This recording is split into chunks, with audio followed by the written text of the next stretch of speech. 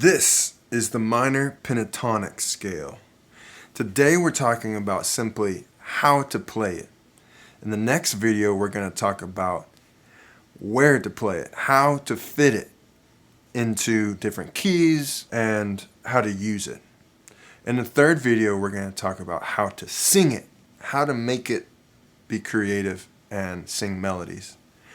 First, we have to know the parameters of what the notes are. Every great guitar player, from Angus Young to Jimi Hendrix to Stevie Ray Vaughan, the list goes on, they all play this scale. Some of the most iconic riffs are from this scale. So, first we got to know what the notes are, and your muscles have to get muscle memory. Your mind's eye has to see the scale, and the only way to get to that point is to do it over and over and over and over and over and over and over and over again. For years. Years and years. Months. Years. So here's how to play it. Let's play it on the 5th fret. So we're going to use the 5th fret as the starting place for the scale. Where you put the scale matters, and we'll get into that in the second video. So this is how you play it. First of all, you're going to, in a way, kind of assign your fingers to each fret. Drop your wrist a little bit. Don't clamp and squeeze on the neck. Now you might find that to be handy for some situations. For the most part, you're going to kind of have a dropped, especially in the beginning. When you're on these low notes, I drop my wrist down. So the thing about the minor pentatonic scale is your pointing finger is going to be pretty much assigned to this fret all the way down. We're not going to leave this pocket. When your hand's in your pocket, your wrist doesn't move around much. So a pocket on the guitar is a place where you can get a lot of things, but you don't have to go far away to get them. All right, that's how the minor pentatonic scale works. Since we're starting it on the A note, we're going to call it an A minor pentatonic scale. Fancy name. Here's how to play it. We're going to start with that A note, and we're going to go up 3 frets. This is an important relationship here between these two notes. So we're going pointing finger. I'm going to use my pinky for this one. Some people might try to get that 3rd finger up there. I actually have a pretty hard time with it. So we're going up 3 frets to this 8th fret. We're only doing 1 note at a time. That's the thing about scales, is it's 1 note at a time. Okay? Boom, boom. Now what I'm going to do is I'm going to, what I call, walk down my strings. I'm going to go pointing finger to the string below it, 3rd finger to the 2 frets above it now. So we went up 3 frets, now we're going to go up 2 frets on the next string. And we're going to keep going down our strings. That's how this scale works, within this pocket. I'm going to do the same thing on the next string. I'm going to go pointing finger on that 3rd string down, and I'm going to go 3rd finger, 2 frets up. I'm going to do the same thing again on the next string. So far we've done. You can hear it wanting to sing. Alright, now we're going to keep coming down our strings. Our pointing finger is going to come down. And now I'm going to go up 3 frets. For this distance here on these brighter strings, I'm going to use my 3rd finger. Up here, it's a little more understandable to use the pinky. So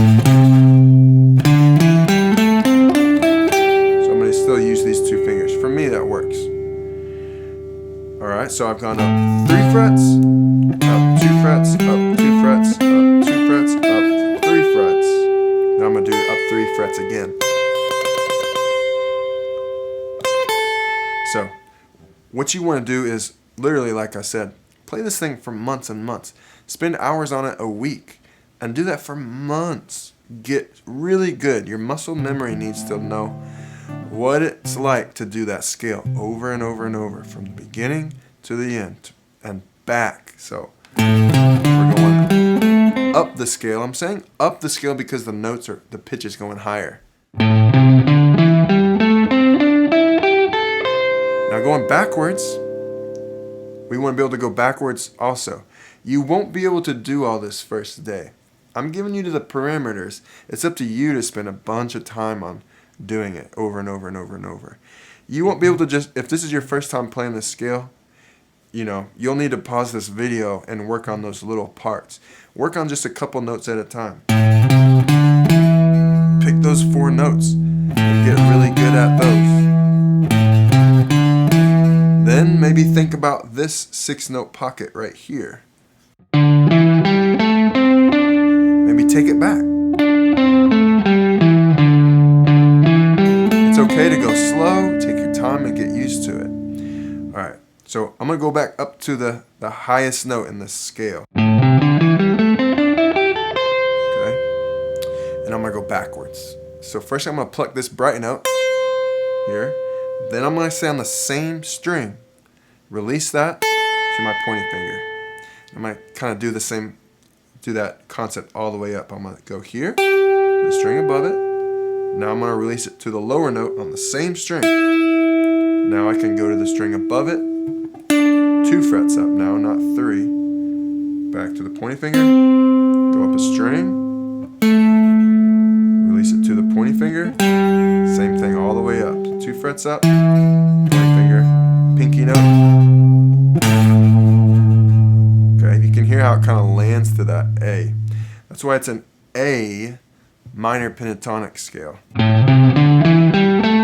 Again, maybe get good at just a few notes at a time. Do that over and over and over and over and over. I'm telling you, over and over and over. This high range is kind of hard. Maybe just pick these 4 bright notes. Make your own little. So this is good for a right hand technique too. You learn where your strings are. If you've been a strummy dude on chords, you're more concerned with just hitting all the strings in a smooth way. Now we're really needing to get nitty gritty here. And your pick is going to learn to work with your fingers as you go.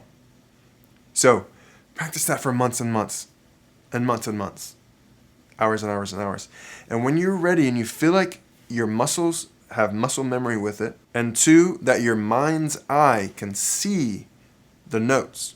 What do I mean by that? When I'm here on these lower strings, my mind's eye needs to also be seeing the rest of the notes all the way down the scale. Or for example, you need to be able to go to a random spot in that scale. My mind's eye sees the scale before I go to it, right? That's what I mean. So that's how to play it.